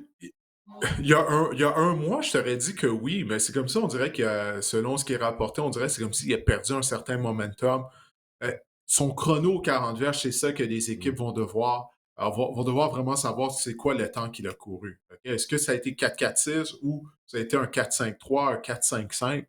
Il y a une grande différence. On parle de 10 centièmes de seconde. Exact. Les Saints en neuf, ça pourrait être une option. Je pense qu'on est à la recherche d'un receveur de cette stature-là pour venir seconder Chris Olave. Ça pourrait être une option en neuf. Également, les Panthers, également. On n'a jamais assez de bons receveurs. On a beaucoup de receveurs moyens du côté des Panthers de la Caroline. Bref, j'ai bien hâte de voir. On passe à l'autre receveur, Matthew Golden, un receveur de passe de l'Université du Texas, des Longhorns. Lui, il a couru un 40 belges en 4,29. C'est le huitième temps le plus rapide depuis 2013, donc c'est un marchand de vitesse, Matthew Golden. Oui, mais qu'est-ce qui est drôle, c'est que il n'y a personne qui s'attendait à ce qu'il réussisse un chrono aussi rapide. C'est un Mhm. 4-2-9. Lorsque tu regardes les matchs, un très bon joueur, court des excellents tracés de passe, était une des cibles favorites de Quinn Ewers la saison dernière à Texas. Mais on ne voit pas le 4-2-9. Qu'est-ce que je veux dire? Quand un receveur court un 4-2-9, tu t'attends à ce qu'il soit toute une menace verticale. Puis c'est pas nécessairement qu'est-ce qu'on voit régulièrement de la part de Matthew Golden. Mais oui, il est un excellent receveur de passe. Comme je l'ai dit, il court des tracés précis. Mais moi, j'ai été surpris par son temps aux 40 verges. Et de qu'est-ce que j'ai vu là aussi. Il y avait des gens qui ont été surpris. On ne s'attendait pas à ce qu'il soit aussi rapide que ça. Puis là, si bien qu'en raison de son chrono, ben, il y a des gens qui disent ah ben c'est lui le meilleur receveur de passe du repêchage. Donc, tu vois comment c'est comme si les gens apprennent pas de leur leçon. Là. Le temps en 40 verges, c'est une chose, mais il y a bien d'autres facteurs qui entrent en considération, puisqu'à la fin de la saison, c'était pratiquement unanime que c'était McMillan qui était le meilleur receveur disponible pour le repêchage. Si Travis Hunter, bien sûr, va jouer à la position de demi-coin. Puis là, en raison de leurs 40 verges, ben là, on dirait que Golden a du momentum présentement comparativement à McMillan. On dirait qu'il a bu le jus de son ancien coéquipier Xavier Worthy juste avant de courir son 40 verges. Euh, non, mais ça pour dire Ouais, que mais lui, son on parlait. coéquipier, mais blague à part, son coéquipier Isaiah Bond, qui est un autre receveur de passe, Oui. peut-être justement, il aurait dû boire la potion de Xavier Worthy parce qu'à Écoute, avant le combine, avant le camp d'évaluation, Bond avait dit qu'il allait éclipser le record de Worthy aux 40 verges. Il a juste, entre guillemets, après ça, couru un 4-4. Donc, il n'a même pas passé Ouais. proche de battre le record de Worthy. Ce qui est Golden, par exemple, c'est un receveur avec un plus petit gabarit, une plus petite stature, 5 pieds 11 seulement, 190 livres. Est-ce que tu penses que ça peut Mhm. effrayer certaines équipes? Je crois pas, parce qu'il y a plusieurs receveurs qui ont ce genre de gabarit-là, là, puis qui connaissent du succès dans la NFL. Tu sais, c'est pas tous les receveurs là, qui mesurent 6 pieds 3, 6 pieds 4 pouces. Donc, non, non, non, je crois pas que ça va le déranger, ça. Est-ce que tu le com à qui tu le compares, selon toi, une comparaison dans la NFL? As-tu une idée en tête? Hmm. J'ai vu des Matthew Chris Golden, j'en ai Olave, pas, moi. hein. Ouais, ouais, il porte le numéro 2 comme Olave le portait à Ohio State. Ouais. Ouais. Il Percy y a ça en Harvin aussi, un particulier. peu. Mais non, non, non, pas Percy Harvin, définitivement pas. Percy Harvin, c'est un joueur unique, là. Ça, c'est clair. Olave, je peux voir ça, mais pas Harvin. Non. C'est Harvin. Écoute, Percy Harvin, tu pouvais l'utiliser dans le champ arrière comme porteur de ballon, puis il était fort physiquement, retournait les botter. Percy Harvin, c'était pas. Bon, problème d'attitude, j'allais dire, mais qu'est-ce qu'on a appris plus tard, c'est qu'il souffrait de certains problèmes de santé mentale. On a appris ça sur le tard. Mais c'était pas de ça, là. Percy Harvin était tout un joueur, là. Il était vraiment un joueur unique, là. Mais non, mais Ouais. Olave, comme comparaison pour Matthew Golden, je déteste pas ça. Mais Golden, d'après moi, devrait être repêché en première ronde, tout comme McMillan. Et ce qui est intéressant, malgré la petite stature de Matthew Golden, c'est qu'il est quand même, dans les zones profondes, assez efficace. Il a vraiment eu des bonnes statistiques dans les zones profondes et surtout dans les attrapés contestés dans les zones profondes. Il est 7 en 10 lors de la dernière saison. Donc, même s'il a un plus petit gabarit qu'un gars comme McMillan, je pense qu'il peut quand même tirer son épingle du jeu à ce niveau-là également. Donc, ça reste intéressant. On va Mais passer au c'est ça suivant. qui est Emeka, surprenant de. vas-y, vas-y, vas-y. Ouais, ben non, mais Oui, j'allais vas-y. juste dire qu'avec la statistique que tu viens de mentionner, je vais juste ajouter, c'est ça qui est surprenant. C'est qu'il doit faire autant d'attrapés contestés malgré le fait qu'il court en 4-2-9. Tu sais, quand il court Mhm. un joueur qui court en 4-2-9, tu croirais qu'il pourrait brûler facilement les demi-coins. C'est pas quelque chose qu'on voit régulièrement lorsqu'on regarde jouer Golden. C'est pour ça que je suis surpris de son chrono aux 40 verges. Quelles équipes de la NFL pourraient potentiellement, être intéressées par un joueur comme Matthew Golden? As-tu une idée? Ben écoute, c'est pas une grande classe de receveurs de passe. Fait que c'est ça, j'ai hâte de voir. Là. Quelle équipe qui ont des besoins à la position de receveur, est-ce que les équipes vont attendre plus tard que la première ronde? Parce que là, on se concentre, nous, sur les joueurs qui pourraient être repêchés en première ronde. Mais est-ce qu'il y a des équipes qui vont se dire, ben, c'est du quoi, on va attendre à plus tard au repêchage pour repêcher des receveurs de passe? Parce que c'est pas nécessairement à cette position-là qu'il y a une force au niveau des espoirs du repêchage. Je verrais peut-être en complément à CeeDee Lamb avec les Cowboys, ça pourrait être quelque chose de Ah, pas ça pire. serait pas pire, Bref, hein? c'est un Ça serait pas souhait. mal. Heu, Ça serait exactement, pas mal, ça. exactement. Emeka Juste Egbuka, qu'on n'a pas notre ac d'entraîneur-chef à Dallas, mais avec non, Brian c'est ça. Schottenheimer, mais ça, c'est une autre chose. Hey, j'ai Bon, entendu en parlant des Cowboys, excuse-moi, là, je vais complètement m'éloigner oui. de qu'est-ce qu'on fait. C'est juste que j'écoutais le podcast de Ross Tucker. Et puis, Ross, un ancien joueur de ligne à l'attaque de la NFL, il m'avait déjà invité il y a quelques années à participer à son podcast. Puis il a joué pour les Cowboys de Dallas. Puis pour montrer à quel point Jerry Jones, tu sais, c'est l'argent qui compte d'abord avant tout. Puis à quel point il est avare, il est cheap. Lorsque Tucker, puis ça fait quand même une vingtaine d'années là, que Ross Tucker avait joué pour les Cowboys de Dallas, mais lui, une fois qu'il avait été libéré par les Cowboys, il avait demandé à avoir son casque. Il avait gardé son casque des Cowboys comme souvenir, tu sais, puis il avait été partant. Il avait été Mmh. partant pendant quelques matchs avec les Cowboys. Puis les Cowboys ont dit, ah ben là, faut qu'on demande à Jerry tu sais, pour avoir son casque. Imagine-toi, son casque dans lequel il a transpiré. Finalement, ils lui ont chargé 300 $ pour avoir son casque, OK, il y a une vingtaine d'années. Ouais. Imagine-toi, tu sais. Imagine-toi. Fait que Jerry Jones, c'est ça, là. Tu sais, c'est ça. Lui, il est là pour faire de l'argent, pour en dépenser le moins possible, là, entre guillemets. Sa priorité, c'est pas nécessairement de gagner un Super Bowl, peu importe qu'est-ce qu'il dit. Bref, OK, je sais que je viens de m'éloigner complètement, là, mais quand tu as mentionné les Cowboys, ça m'a fait penser à cette anecdote que j'ai entendue, mais je trouvais que ça représentait tellement la situation dans laquelle les Cowboys se retrouvent en raison de Jerry Jones. Emeka Egbuka, receveur de passe des Buckeyes d'Ohio State. C'est un receveur qui est quand même passé près du trois quarts du temps à titre de demi-inséré dans la slot en bon français. C'est quoi ta perspective pour Egbuka dans son cas? Est-ce qu'il sera le prochain d'une longue lignée de receveurs des Buckeyes qui ont connu du succès dans la NFL? Ah, puis il y en a eu plusieurs, hein, c'est incroyable. À tous les ans, le Ohio State qui est devenu. Ça fait longtemps là, que Ohio State est une usine de receveurs de passes. Puis qu'est-ce qu'il y a d'impressionnant dans le cas de Buka? C'est qu'il est le recordman, OK, à Ohio State pour le plus grand nombre de réceptions en carrière, là. OK? Imagine-toi là, Mhm, tous les receveurs de passes qui sont passés à travers ce programme-là, ben, c'est lui qui a réussi le plus grand nombre de réceptions. Est-ce qu'il est un receveur numéro un? Je ne crois pas. Tout le long de sa carrière, il a plutôt été un receveur numéro 2 à Ohio State. Il a toujours eu des receveurs de passes bon, qui étaient meilleurs que lui, mais il est un excellent joueur de football. Toutefois, on n'a pas encore son temps en 40 verges. C'est là qu'on se pose des mhm. questions à savoir quelle est nécessairement sa rapidité. Le Pro Day des Buckeyes n'a pas encore eu lieu. Alors moi, c'est ça que j'attends de voir, que le temps qu'il va courir au 40 verges. On dit de lui qu'il se comporte comme un vétéran. Il joue comme un vétéran, sa compréhension du jeu, sa lecture des défenses adverses, sa façon dont il court, ses tracés de passe, mais également son comportement. On dit de lui que c'est un jeune homme qui est très mature. Alors, il y a beaucoup à aimer du côté de Mecca Buka. Ce point d'interrogation, c'est sa vitesse. Ça va être son 40 verges. Je ne crois pas que c'est un joueur, c'est un excellent receveur de passe, mais je ne crois pas que c'est un receveur de passe qui va nécessairement être un receveur numéro un du côté de la NFL. Et il y a des comparaisons avec son ancien coéquipier, Jackson Smith-Njigba également. Et c'est un receveur originaire de l'État du Washington qui est un grand fan des Seahawks lorsqu'il était enfant. Les Seahawks, moi, ça serait peut-être le genre de complément que j'ajouterais à un gars comme Cooper Kupp et également.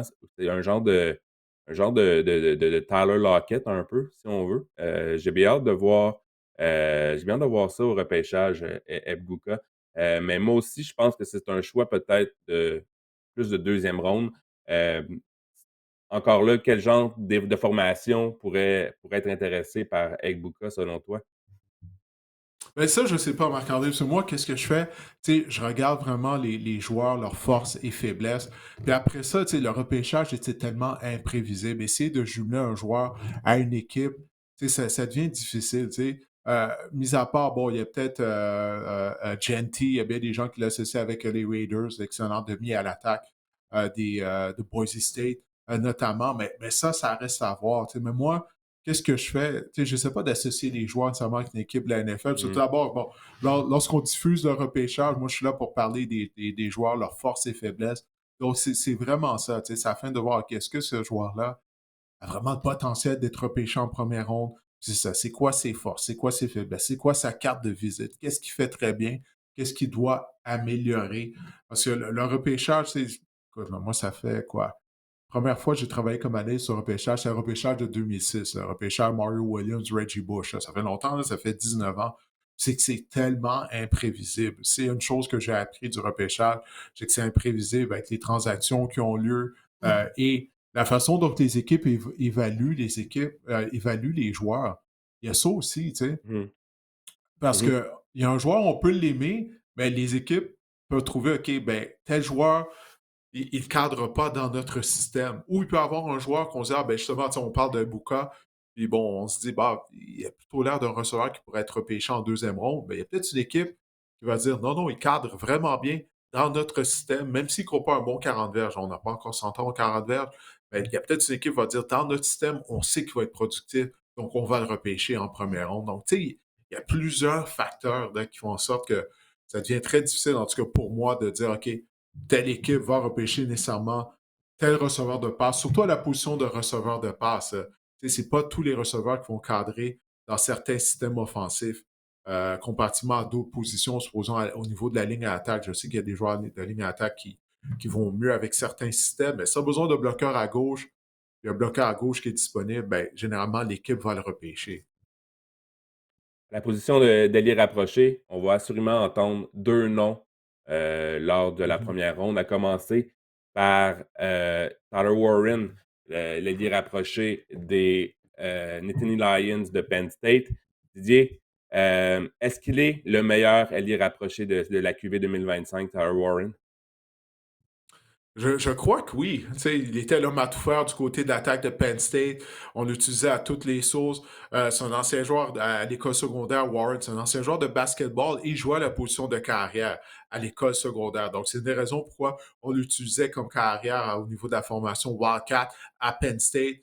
Puis il nous a démontré sa rapidité, mais lui aussi, il n'a pas encore couru de 40 verges. Hein. Le Pro Day de Mhm, Penn State n'a pas encore eu lieu. J'ai hâte de voir ça, mais il n'est pas dans la même classe qu'un Brock Bowers qu'on a vu l'année dernière. Ce Brock Bowers, essentiellement, c'est un receveur format géant. Quand tu regardes Bowers, ses déplacements latéraux, la façon dont il court ses tracés de passe, il a l'air d'un receveur de passe. Je ne peux pas dire la même chose de Warren. Ce Warren a un autre type de physique. Il pèse quoi, 260 livres. Il est beaucoup plus gros, plus imposant physiquement. Donc, pour moi, Tyler Warren, c'est un ailier rapproché typique. Là. Que tu parles, qui peut bloquer aussi, que tu peux utiliser sur le coin de la ligne afin d'essayer de bloquer les ailiers défensifs. Mais c'est pas un athlète fluide comme Brock Bowers. Alors, c'est ça que j'ai hâte de voir où il va être repêché, à quel niveau il va être repêché. Parce que pour moi, écoute, je suis un gros fan de Tyler Warren, de la carrière qu'il a eue à Penn State, mais je crois pas que ça vaut la peine de le repêcher dans le top 10 parce que il n'est pas dans la même classe d'un Brock Bowers. Bowers est exceptionnel, puis je dis pas ça parce que Bowers a écrit le livre des records, la position des lits rapprochés l'année dernière, mais même avant le repêchage, la première fois qu'on a vu Brock Bowers en uniforme des Bulldogs de l'Université de Georgia, on savait qu'il était un joueur très spécial, voué à un très bel avenir. Euh, Warren légalement, mais c'est pas le même niveau. C'est pas le même genre d'athlète, selon. Écoute, tu en as parlé, on l'a vu dans les images, c'est sa polyvalence vraiment qui fait tout son charme. On peut m'exprimer ainsi de Tyler Warren, on l'a vu, on peut même utiliser, tu sais, c'est ça, c'est sa polyvalence, on va pouvoir utiliser des formations, ce qui va être dans le champ arrière, il peut même lancer le ballon. C'est un corps quand même assez précis au niveau tu sais, il peut faire tellement de choses.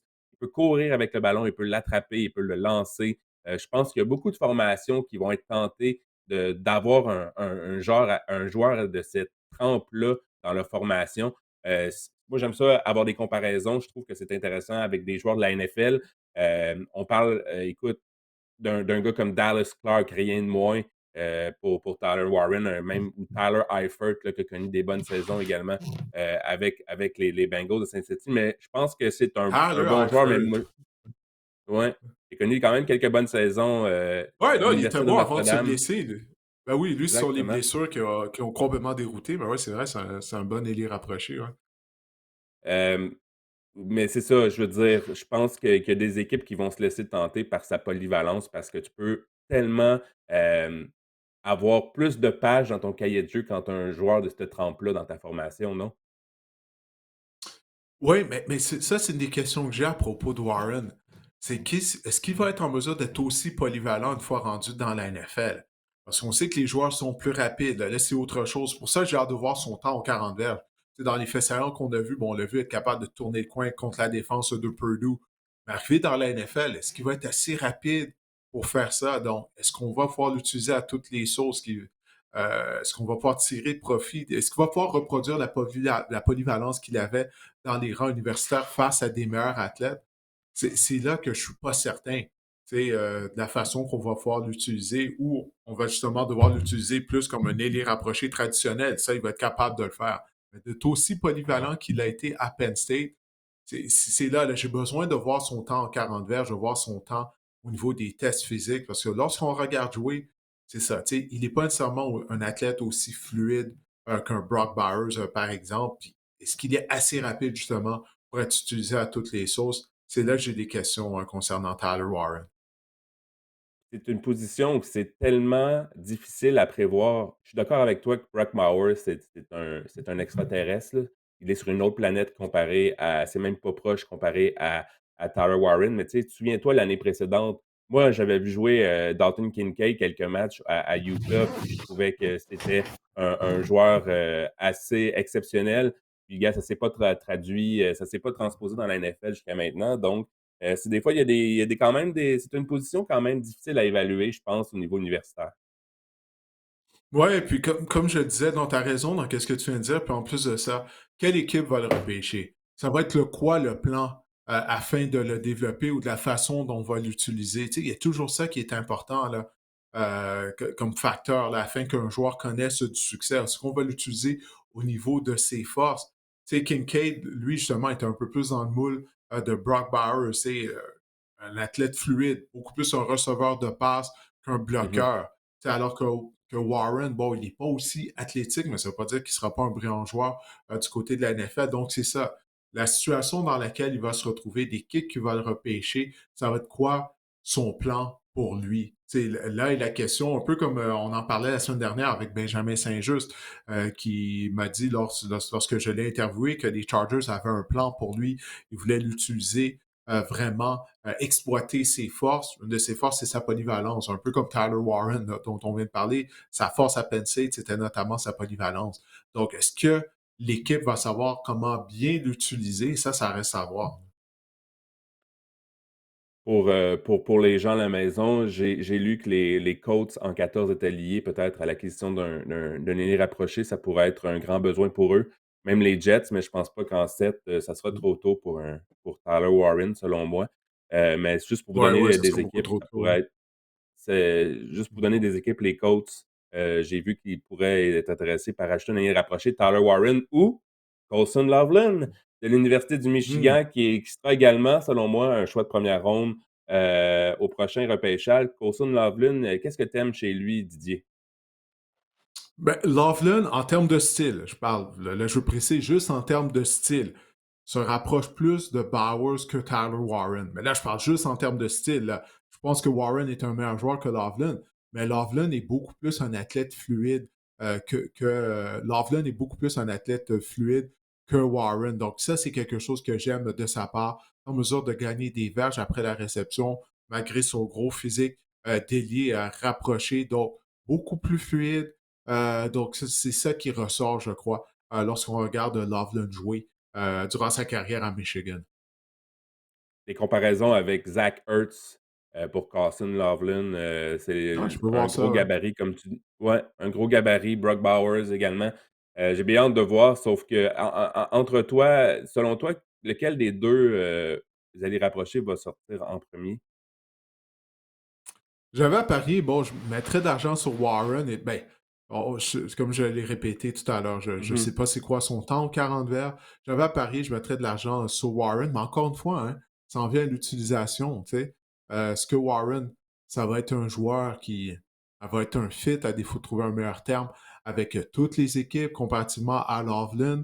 Est-ce que ça va être vice-versa? Donc, c'est ça, là. Mais j'avais à parier, je pense que Tyler Warren serait repêché avant Colston Loveland. Mon petit doigt me dit qu'il va peut-être retrouver son ancien entraîneur-chef, peut-être, Colson Loveland, Ah, vous avez à retrouvé l'Université Jim du Harbaugh Michigan. à Los Angeles avec les Chargers. Peut-être, Ouais, tu penses? peut-être. On a Peut-être, Will peut-être, ouais. Disley, peut-être.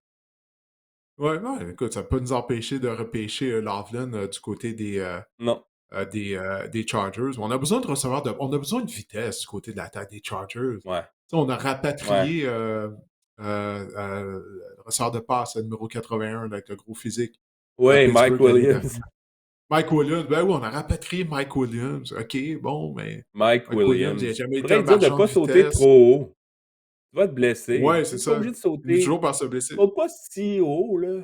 Tu peux y aller comme t'es Ah, grand. Tu peux juste t'étirer un peu. Pas obligé de sauter 12 pieds dans les airs quand tu sais pas comment atterrir. En tout cas, bref, une autre discussion. ouais, non, je sais. Puis là, il est rendu plus âgé, il a eu des blessures aux jambes, mais c'est ça qui manque, là. C'est des joueurs explosifs, rapides. Même dans le champ Mhm. arrière, on a mis sous contrat Najee Harris. On a besoin de joueurs qui courent vite, OK, du côté de l'attaque des Ouais. Chargers. C'est aussi simple que ça pour moi. J.K. Dobbins, je sais pas si on va le rapatrier. Je sais pas s'il a signé quelque part, Je mais tu pense sais, pas. il a une jambe, lui aussi. Non, non, ben, il me semble que j'avais vu cette semaine, il y a 2 jours, j'avais regardé, puis il était toujours sous contrat, il avait pas signé avec personne. Mais encore une fois, non, pas Dobbins. On a besoin de gens qui courent vite du côté de l'attaque. C'est ça qui nous manque. Bref. Bref, tu voulais parler de Mason Taylor qui est, lui, il a du sang, son paternel, même son oncle, on joue dans la NFL. Je vais te laisser, dévoiler, son nom. L'université LSU, je pense pas que ce soit un choix de premier tour, mais ça il pourrait voir son nom vraiment, sortir en deuxième, voire troisième lors de la deuxième journée, en deuxième ronde ou troisième ronde. Qu'est-ce que tu aimes chez Mason Taylor, qui est, OK, je vais le dire, qui est le fils de Josh Taylor, l'ancien, ailier Jason. défensif de la NFL? Jason, Josh Taylor, mon Dieu. Ouais, Mon rhume, Jason vraiment. Taylor, oui. Ouais, ouais. Membre du temple de la renommée, ancien des Dolphins de Miami, notamment. Mais écoute, Mason Taylor, c'est un ailier rapproché qui est très complet. Comme tu as dit, je pense pas qu'il va être repêché en première ronde. Si c'est le cas, ça serait vers la fin de la première ronde, mais je crois plus qu'il va être un choix de deuxième ronde. Mais c'est un joueur qui fait tout bien. Vraiment, il a très bien performé lors du camp d'évaluation, lors du combine à Indianapolis. Mais comme je l'ai dit, c'est un joueur qui est complet. On le voit durant les faits saillants, il est athlétique, mais il bloque bien. Lui, tu peux lui demander d'être sur le coin de la ligne et de bloquer des ailiers défensifs. C'est vraiment un ailier rapproché traditionnel. Bon receveur de passe, peut avoir un impact au niveau du jeu au sol avec ses blocs. Tu peux le garder également pour bloquer afin de donner un coup de main à tes bloqueurs au niveau de la protection. Donc, il y a beaucoup à aimer. Ça, c'est le genre de joueur, c'est possiblement là, qui va avoir une longue carrière dans la NFL. Puis, il y a beaucoup de choses qu'il fait vraiment très bien, Mason Taylor. Donc, il y a beaucoup à aimer. Puis, comme tu as dit, là, la génétique, son père est au temple de la renommée du football. Donc, il a été autour du football pendant toute sa vie. Il sait ce que ça prend afin d'évoluer dans les rangs professionnels. L'équipe va repêcher Mason Taylor. Je pense qu'elle va vraiment être satisfaite. C'est vraiment un joueur de football complet. Il est le neveu de Zach Thomas également, l'ancien joueur des Dolphins. Ouais, bah ouais, ça, Oui, Jason Taylor avait marié oui. la sœur de Zach Thomas alors qu'ils étaient coéquipiers avec les Dolphins de Miami dans le temps. Ouais. Qu'est-ce qui différencie, Taylor des 2 autres qu'on a parlé précédemment? Qu'est-ce qui fait que lui, c'était un choix de deuxième ronde versus les autres? Est-ce que c'est vraiment une question de talent pur ou c'est une question de choses qu'il doit améliorer dans son jeu? Qu'est-ce que tu vois? Pourquoi il y a une si grande différence entre lui et les 2 et le duo de tête? Il est simplement pas un aussi bon receveur de passe. Bon, je te dirais que Colson Loveland et Tyler Warren. Donc, c'est la raison pour laquelle il n'est pas au même niveau qu'eux, mais il en demeure pas moins qu'il est tout un joueur. Là. Tu sais, comme je l'ai dit, il est vraiment complet. Lui, c'est ça, sa marque sa carte de visite. Je te dirais, mais c'est le fait, c'est ça, qu'il est peut-être pas un aussi bon receveur de passe que Warren et que de Loveland, mais il en demeure pas moins qu'il est un excellent joueur de football. Donc, je te dirais, c'est la raison pour laquelle possiblement qu'il ne sera pas repêché en première ronde.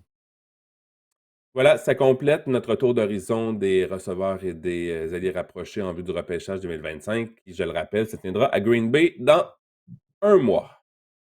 Oui, j'ai bien hâte de voir ça. Puis jusqu'à présent, il y a pas eu de transaction, hein. Tu sais, lors Non? de la première ronde, c'est exactement le même ordre qu'on avait à la conclusion de la NFL. Il n'y a eu aucune transaction jusqu'à présent. En tout cas, j'ai hâte de voir si ça va être le cas d'ici le repêchage. Ben, écoute, j'ai eu l'occasion de m'entretenir avec un ancien receveur de passe au niveau collégial. Il s'agit de Patrice Vonny, qui est un boxeur professionnel, mais qui, avant ça, eh bien, a joué au football à l'école secondaire d'Anjou avec les Spartiates du Cégep du Vieux-Montréal. Alors, j'ai eu la chance de m'entretenir avec Patrice, de lui parler de son cheminement, comment il avait fait pour faire cette transition du football à la boxe. Et également, ben, on a discuté de sa carrière, de son dernier combat qui avait eu lieu il y a un peu moins de 2 semaines à Orlando. Alors, je vous invite à écouter la conversation intéressante. Je crois que vous allez la trouver intéressante que j'ai eue avec le boxeur professionnel montréalais Patrice Volny.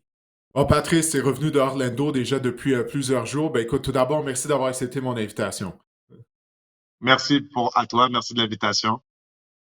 Ouais, ben pour les gens qui ne le savent pas, bon, on se connaît déjà depuis quelques années, le temps passe vite, étant donné qu'en plus d'être boxeur, ben t'es entraîneur au gym, le club de boxe de l'Est où je m'entraîne. Et à l'occasion, je prends des entraînements privés avec toi euh, en essayant péniblement d'apprendre à boxer.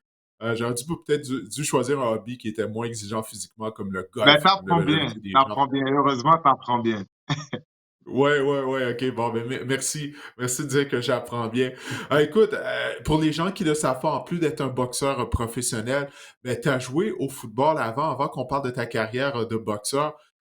J'aimerais parler, ben, justement, tu sais, qu'est-ce qui t'a amené à la boxe? Tu avais été un receveur de passe brièvement avec des Spartiates du Cégep du Vieux-Montréal. Alors, dis-moi, comment ça s'est passé à ce moment-là de ta vie lorsque tu étais au niveau collégial de jouer au football et qu'est-ce qui t'a amené finalement à la boxe par la suite. Donc, moi, j'ai commencé avec mon école secondaire, les Lions d'Anjou. Donc, c'était notre première année avec le programme de football. Donc, j'ai commencé à mon école, finalement, secondaire, en tant Attends, que t'es allé à receveur. l'école Toute ma secondaire famille, d'Anjou? absolument. Donc, Ah, mon ok, coach ok, je était un savais des pas coachs, ça. Comment ça, c'est c'est jamais parlé de Yannick. ça? Parce que moi, je suis allé à l'école secondaire d'Anjou. Sauf à C'est mon vrai? époque, il n'y avait pas d'équipe de football, par contre. Non, mais exactement. Donc, moi, quand j'étais là, si je me trompe pas, c'était au troisième secondaire ils ont introduit le programme de football. Donc, c'est à Ok. partir de là que j'ai commencé. J'ai commencé en tant que wide receiver et bah, j'ai adoré, hein, j'ai adoré. C'est un esprit d'équipe. C'est un sport qui est très différent. Je pense que la dynamique, elle est très différente de plusieurs autres sports. Et j'ai continué. Mais ma famille, à moi, c'est une famille de footballeurs. Toute ma famille a joué au football. Toute ma famille joue au football. Et ainsi de suite. Et ça ne s'arrête pas. Donc, je m'étais lancé dans le même sport parce que, bon, j'adorais ça et c'est quelque chose un peu ancré dans la famille. Et par la suite, on a continué. Puis j'ai voulu aller au collégial pour les Spartiates de Vieux-Montréal. Malheureusement, ce qui s'est passé, c'est qu'il y avait beaucoup de receveurs. Et j'étais un peu petit, ils étaient d'accord de m'avoir comme kicker. Le seul problème, c'est que je n'étais pas d'accord de jouer comme kicker pour rien au monde. Et en même temps, j'ai découvert la boxe parce que je me suis dit, tu sais, si je dois kicker deux, trois fois et tout le blâme est sur moi, I don't like that, c'est pas quelque chose qui m'intéressait. Donc, la boxe, j'ai découvert un gym. Ils ont ouvert un gym de boxe qui était pas très loin de chez moi. J'ai fait un essai. L'essai était une journée gratuite. Et dès la première journée, je pense que j'ai trouvé quelque chose qui était très différent, très détaché des sports collectifs, individuels où si tu commets une erreur, ben, tout est de ta faute. Et j'ai quand même apprécié, j'ai aimé ça à la longue. Ouais. Ben justement, parle-moi de la différence entre la boxe et le football. Parce que moi, une chose que j'ai remarqué juste en faisant l'entraînement de boxe, ben, c'est un peu qu'est-ce que tu as dit. Parce que tu es laissé à toi-même. Tu sais, une fois que tu es dans le ring contre un adversaire, tu es tout seul. Au football, peu importe la position où tu joues, ben, c'est un sport d'équipe. C'est probablement le sport d'équipe par excellence. En tout cas, moi, je le crois sincèrement. Mais supposons si l'équipe subit une défaite, ben, tu sais, des fois, c'est l'attaque qui n'a pas fonctionné, les unités spéciales, la défense n'a pas fait son travail, ou tu joues sur la ligne défensive, puis un de tes coéquipiers qui joue à côté de toi sur la ligne défensive, ben, lui, n'était pas dans le bon trou, il n'a pas rempli sa responsabilité, puis tu sais, dans ton fort intérieur, tu le sais, tu es comme, bon, on a perdu, mais c'est à cause de l'attaque, à cause de la défense, à cause de ci, à cause de ça, sans jeter de blâme. Mais à la boxe, il y a juste le gars dans le miroir que tu peux blâmer. Là. Il y a juste toi. À quel point est-ce que tu dirais c'est ça, c'est la plus grande différence entre les deux sports? Je pense que oui, tu sais, c'est une différence énorme. Je me rappelle que au football, c'est le niveau d'agressivité est quand même assez élevé. Tu as toute l'équipe qui te Mhm. build, tu as tout le monde qui a un, ils ont la même objectif. Le but, c'est d'aller gagner. On est là pour aller gagner. On est là pour frapper son adversaire. On est là pour faire quelque chose de grand d'une certaine manière. Mais le problème, c'est qu'on n'a pas toutes les mêmes ambitions. On n'a pas toutes le même désir de fournir autant Mhm. dans le match. Donc, le côté où tu payes le prix pour quelqu'un qui n'a pas fait son travail, pour certains, c'est pas grave, mais pour moi, c'est quand même quelque chose, c'est quand même quelque chose de gros. Tu sais, moi, j'ai fait mon travail. Pourquoi moi, je suis puni parce que lui, il l'a pas fait? Pourquoi moi, je perds parce que lui, il l'a pas fait?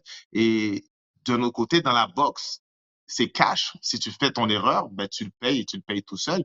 Il y a personne on ne peut blâmer personne. Il y a personne à qui mettre sur la faute autre que sur toi. Donc, si tu refuses de mettre la faute sur toi, ben, c'est un peu le côté de délusion que oui, j'ai fait mon travail, mais au final, ben, il n'y a que toi qui pouvais le faire et il n'y a que toi qui peux payer le prix. Donc, ce côté-ci de la boxe, je pense que c'est quelque chose qui m'a réellement énormément attiré, d'être maître de mon propre destin, maître de ce qui va se passer dans le ring et maître du résultat. Donc, si l'autre en face de toi, ton adversaire a fait son travail et il a fait mieux que toi, bah, tu ne peux pas blâmer ton voisin ni la personne qui est Mhm. autour de toi. Il n'y a que toi que tu peux blâmer. Il n'y a que toi qui peux l'accepter ou pas au final. Ouais, t'as parlé, bon, au football, tu sais, ça prend un certain degré, un certain niveau de violence, c'est un sport violent. Bon, il y a des gros contacts, mais il y a des joueurs qui sont tough, tu sais, il y a des durs de durs au football. Mais ce que j'ai remarqué dans les sports de combat, toutefois, Patrice, je suis curieux de savoir ton opinion là-dessus, c'est comme si c'est un autre niveau là, en termes de toughness, en termes d'être fort mentalement. Tu sais, j'ai vu des gars qui étaient tough, du moins qui se pensaient tough, ils jouaient au football, tout ça, puis oui, ils étaient tough, mais dans les sports de combat, c'est complètement différent. Là. C'est deux, trois niveaux plus haut. Est-ce que c'est quelque chose que tu as remarqué, puis à quel point c'est important parce que oui, la boxe, c'est un sport. Bon, c'est un sport qui demande de l'agressivité, mais ça doit être une agressivité contrôlée, toutefois. Absolument. Il y a un 100%, une obligation à 1000% du contrôle de soi-même. J'ai toujours dit à tout le monde qui rentrait dans le ring, j'ai dit, peu importe à quel point tu penses que tu es tough, tu vas voir la réalité dans le ring. Peu importe à quel Mm. point tu dis, oh, moi, je suis tough et peu importe ce qui va se passer, je vais me battre. Ça marche pas comme ça dans un ring. Il y a quelqu'un en face de toi qui a la même objectif. Et le fait de savoir que la personne en face de toi vient pour se battre avec toi, ça rend le sport beaucoup plus personnel, beaucoup plus propre, tu sais. On te frappe, les coups ils font mal, peu importe ce qu'on va dire, ça fait toujours mal. Il y a rien de plaisant à se faire frapper, mais il faut se les redonne. Donc, c'est une partie du sport que, Mhm. bon, si tu l'apprends sur le terrain, tu l'as ou tu l'as pas d'une certaine manière. Je pense que quand on joue au football et tu sais qu'il y a quelqu'un en face de toi, puis tout le monde sait que lui frappe. Tout le monde sait qu'il frappe. S'il court avec toi, ben, tu peux sortir du terrain, tu peux te lancer à terre. Il y a mille manières d'éviter le contact d'une certaine manière. Mais dans un ring, tu ne peux pas. Tu ne peux pas. Et donc, il y a un niveau de toughness qui est obligé d'être plus élevé. C'est faire la paix ou accepter le fait que tu risques de te faire blesser. Je pense que chaque boxeur qui met un pied dans le ring est conscient du risque et chaque personne qui met un pied dans le ring va devenir conscient de ce qui va se passer. Peut-être que la personne en face de toi est moins athlétique, a moins les habiletés pour performer dans un ring, mais elle est tellement tough qu'elle va être en face de toi tout le long et ça change le scénario du combat. Tout est une question de, oui, de toughness, de IQ, de compréhension du sport et aussi une compréhension de soi-même personnellement aussi. Ouais, non, définitivement. Puis un aspect qui est similaire, par contre, entre les deux sports, je crois, ben, je pense qu'on peut dire ça de tous les sports. C'est qu'à la boxe, c'est une chose de t'entraîner, mais il y a beaucoup de choses que tu dois faire tout seul, là, afin de peaufiner, que ce soit ta technique ou certains aspects, que ce soit tes déplacements, ton jeu de pied, ta défense. Il y a tout le temps, constamment quelque chose sur lequel travailler. Puis au football, mais dans tous les sports, c'est un peu ça aussi, parce que même si on fait partie d'un sport d'équipe, comme au football ou au basketball, ben, une fois que la pratique est terminée, l'entraînement est terminé, tu dois passer du temps si tu veux améliorer ton tir de 3 points, si tu veux améliorer ta technique pour battre les joueurs de ligne à l'attaque afin de presser les carrières adverses. Est-ce que ça, tu as trouvé ça comme similitude? T'sais, bon, tu disais que tu étais botteur puis tu ne veux rien savoir d'être botteur, mais les botteurs doivent rester après les entraînements, faire des bottées supplémentaires ou tout ça.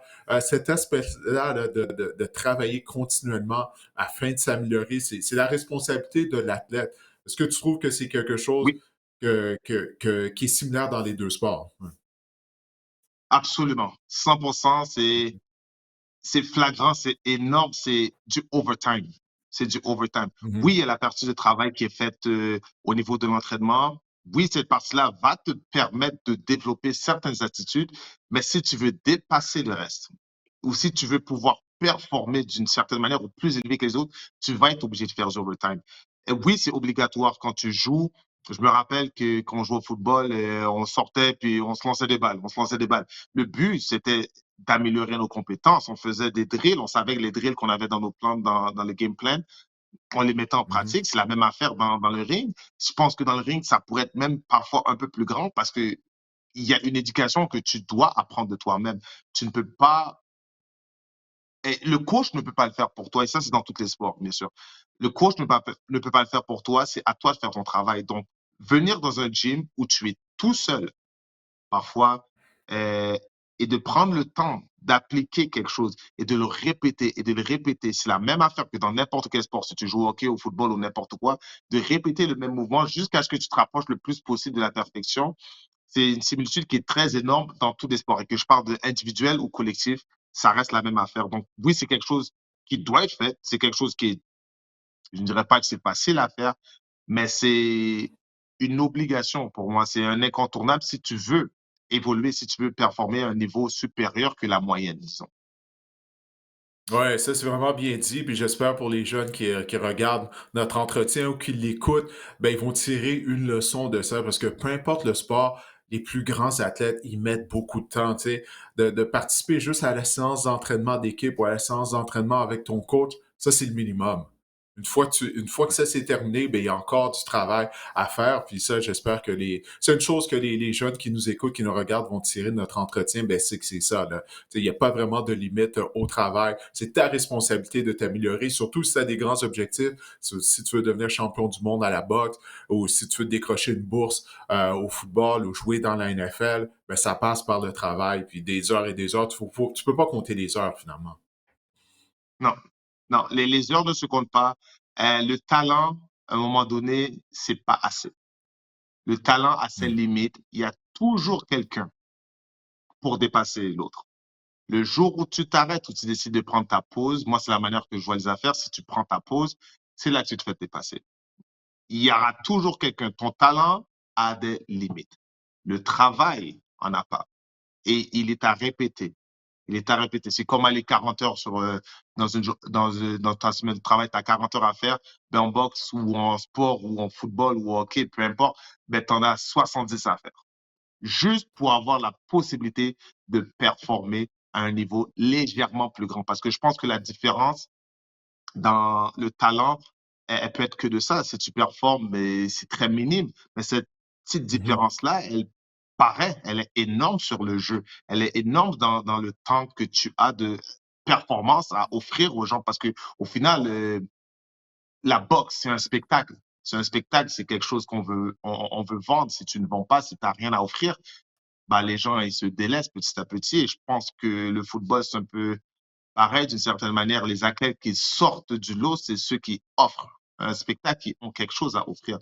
Donc, la pratique, la pratique la pratique, il n'y a que ça au final, c'est d'aller au gym, mettre le terrain, le travail se fait, c'est quand personne te voit. Oui, absolument, absolument. Ben écoute, comme je le disais au début de notre entretien, bon, tu t'es battu il y a un peu moins il y a un peu moins de 2 semaines de ça. Ça se passait à Orlando, en Floride, dans la catégorie des poids moyens. Tu affrontais Austin Williams. Malheureusement, bon, tu t'es incliné par décision unanime. Mais parle-moi de ce combat-là, parce que c'était gros là, comme combat. Le combat était présenté lors d'un gala qui était diffusé sur la chaîne de streaming de Zone. Je sais que c'est pas le résultat que tu souhaitais avoir, mais tu as livré vraiment une bonne performance. À carte des jugements, je crois pas nécessairement que c'est une décision unanime, mais peu importe, comment tu as vécu cette expérience-là, d'avoir l'opportunité de te battre comme ça, là, dans un combat quand même qui était très relevé? C'est une très grosse casse. Je pense que c'est une super opportunité. J'ai pris l'opportunité dès que l'offre s'est offerte. Dès que j'ai eu la possibilité, je pense qu'on m'a appelé à Montréal le mercredi. Le lundi, j'avais l'appel. Le mercredi, j'étais dans l'avion. On était passé en camp d'entraînement. Donc, tu sais, pour moi, c'est une question c'est un combat, c'est une question d'y aller. Je peux pas attendre, j'ai pas envie d'attendre. Je veux aller chercher les plus hauts sommets que je peux aller chercher dans le sport. Donc, on m'offre l'opportunité, c'est sûr à 1000% que je la prends. Je suis toujours au gym, je m'entraîne en tout temps. Donc, il n'y a aucune chance pour moi de me dire, ah mon Dieu, j'aurais dû rester au gym. L'opportunité est venue, elle est là, on l'a pris.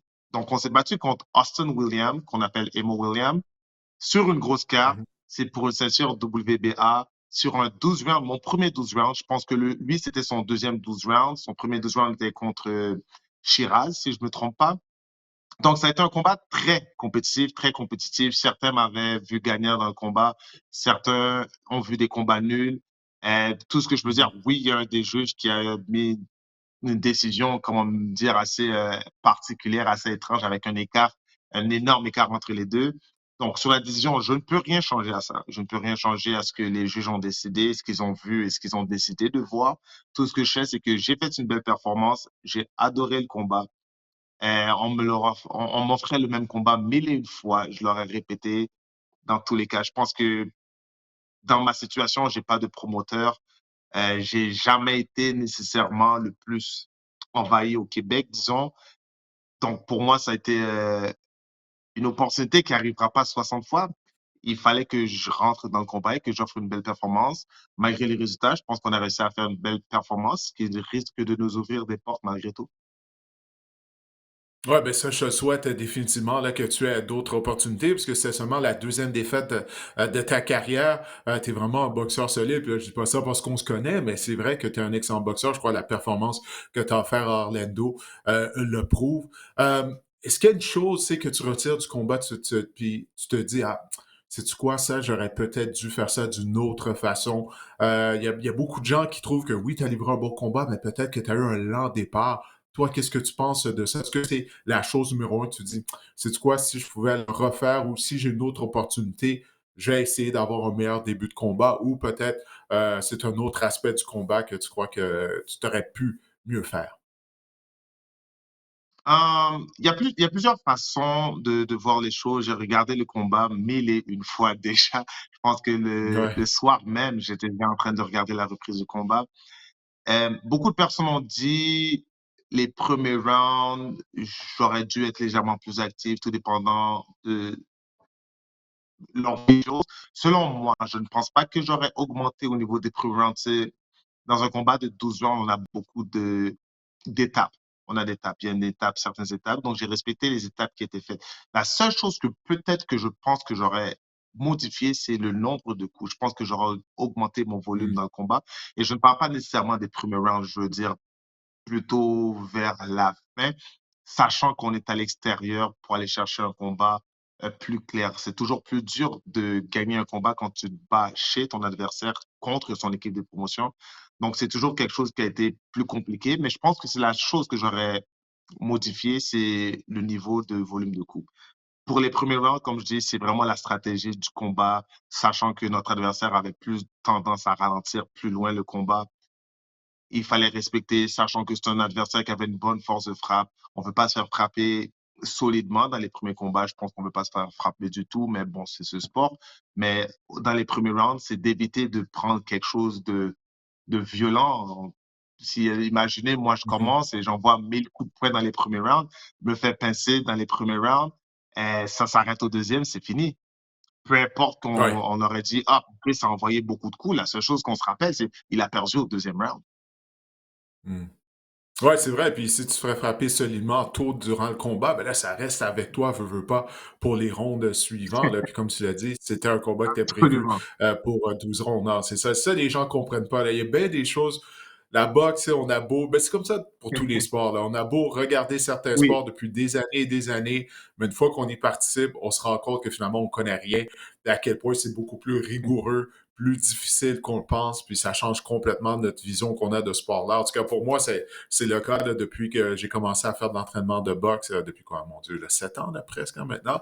Tu sais, j'ai grandi en regardant Roy Jones, en regardant Mike Tyson, j'ai toujours été un fan de boxe. Du moment que tu commences l'entraînement, tu te rends compte que tu connais absolument rien. Ça te donne toute une autre perspective. C'est le cas dans tous les sports. Mais écoute, Patrice, je te remercie encore une fois de m'avoir consacré de ton temps. On espère te merci revoir beaucoup, dans le Anne. ring prochainement, puis j'espère que tu vas avoir l'opportunité justement d'aller chercher une autre ceinture. Absolument, merci à toi. C'est sûr qu'on risque d'avoir une opportunité. On est toujours là, on est content, donc on lâche pas jusqu'à la fin et merci beaucoup. On va maintenant se tourner vers le fantasy football. Cette semaine, Marc-André, tu nous as préparé des statistiques là, qui ont retenu ton attention lors de la dernière saison. Ben oui, des stats surprenantes qu'on la dernière saison au niveau fantasy, des stats même voire choquantes des fois, pour les propriétaires de certains joueurs. Je commence par, James Cook. Savais-tu Didier que James Cook, 43 des points fantasy de James Cook ont été inscrits via des touchés en 2024. On sait que James Ah Cook non, je a savais pas écrit ça. Ouais. a inscrit 18 touchés, c'est une moyenne de 7,7 de ses courses ont résulté en touchés. Ça, c'est énorme, en fait. C'est quasiment insoutenable année après année comme ratio. Lors des 3 dernières années, les porteurs de ballon avec un si haut pourcentage de points sur des touchés ont régressé l'année suivante. Ça va être intéressant à surveiller. Mm. Hem, des joueurs qui ont obtenu plus de 40 de leurs points fantasy, via des touchés. On a qu'à penser en 2023 à Raheem Mostert, qui avait obtenu 49 de ses touchés de ses points fantasy sur des touchés, avait terminé comme porteur de ballon numéro 2 avec une moyenne de 17 points fantasy par match. Ben, en 2024, ça a été 4,7 fantasy par match. En 2022, on a eu Jamal Williams qui avait obtenu 46 de ses points fantasy via les touchés, 13,1 points fantasy par match. Ça a tombé vraiment drastiquement à 4 points fantasy par match l'année suivante, donc en 2023. Et je voulais peut-être vous rappeler du bon vieux Damien Harris avec les Patriots en 2021, Oh! avait obtenu des points, ses points fantasy, 43,9 de ses points fantasy via des touchés, moyenne de 13,7 points fantasy par match, avait tombé à 7 points fantasy l'année suivante. Donc, j'ai bien hâte de voir si James Cook, la tendance va se maintenir, si on va avoir vraiment une régression dans son cas, ou s'il va pouvoir maintenir le rythme. Mettons, on va se tourner du côté de ton équipe favorite, les Eagles de Philadelphie, où on sait, bon, Saquon Barkley a connu une saison historique.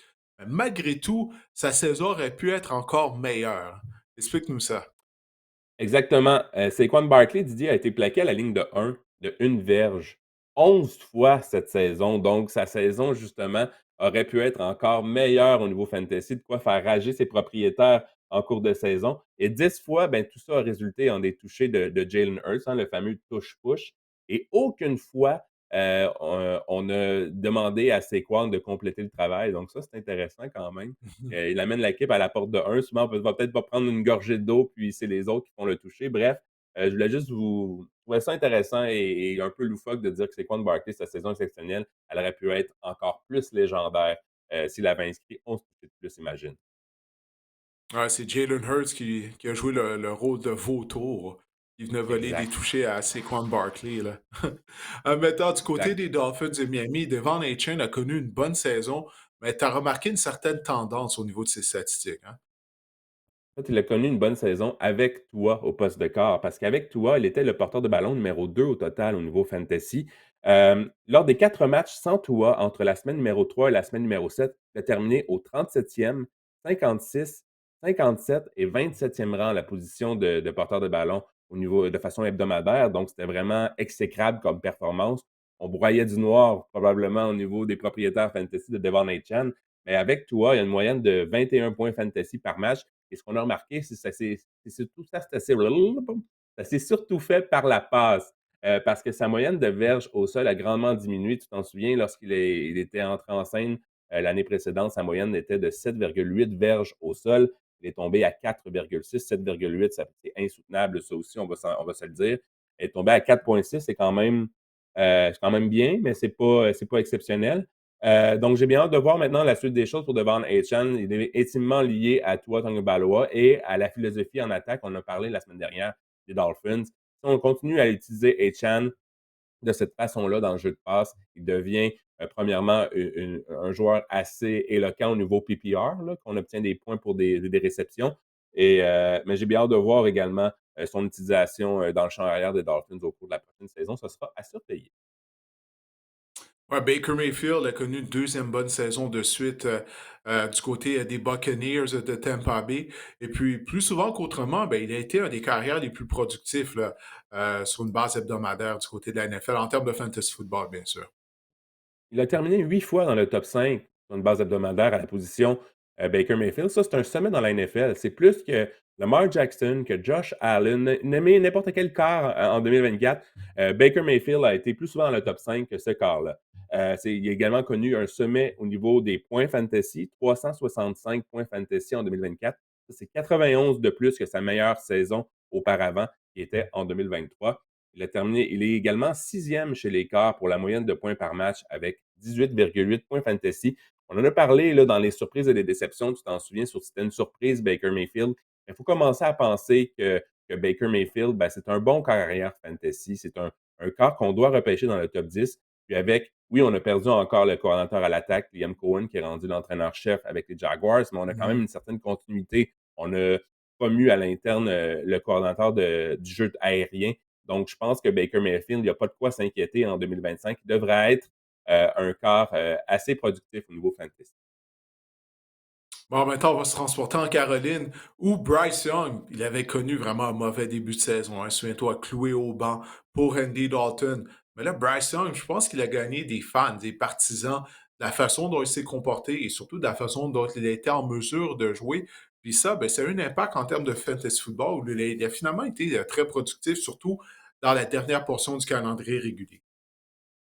C'est fou ce que la confiance a fait en fin de saison à Bryce Young. Entre les 2 oreilles, il est devenu plus fort mentalement. Je pense que le fait de l'avoir cloué au banc durant la saison, ça a été juste bénéfique pour lui parce qu'il a été le quart arrière numéro 11 entre la semaine au total. Donc, c'est un quart numéro 1 au niveau fantasy si on prend le top 12 entre la semaine numéro 12 et la semaine numéro 17. Et si j'ajoute la semaine numéro 18 où le fantasy est terminé, il avait terminé comme quart numéro 1 de cette semaine-là, donc ça l'amènerait entre la semaine 12 et la semaine 18 comme quart numéro 6 au total au niveau fantasy. Ça, c'est assez impressionnant avec une moyenne de 18,6 points par match. Ça, c'est quand même intéressant pour Bryce Young. 3 fois dans le top 15, 2 fois dans le top 10 entre la semaine numéro 12 et la semaine numéro 17. Et comme je l'ai dit, lors de la semaine numéro 18, ça a été le quart numéro 1 fantasy. Il a vraiment bénéficié, par exemple, de la défense poreuse des Panthers de la Caroline. On a été souvent impliqués dans des fusillades, là, dans des shootouts, dans des matchs à haut Mhm. pointage du côté des Panthers. Je ne sais pas si le scénario va se répéter autant que ça en 2025. Je pense qu'on pourrait encore voir des flamèches. Mais tout porte à croire que Bryce Young sera comme on dit, un sleeper, là, un gars qui va passer sous le radar, qui pourrait être intéressant en fin de repêchage en 2025. Bon, on a mentionné le nom du receveur de passe des Falcons d'Atlanta à Drake London à quelques reprises, notamment lorsqu'on parlait des receveurs. Il y a McMillan de l'Université d'Arizona qui lui ressemble. Et toi, tu as remarqué une tendance du côté de London une fois que Michael Penix est devenu le carrière partant des Falcons. Puis tu penses qu'on pourrait peut-être faire une projection avec ça là, pour la prochaine saison?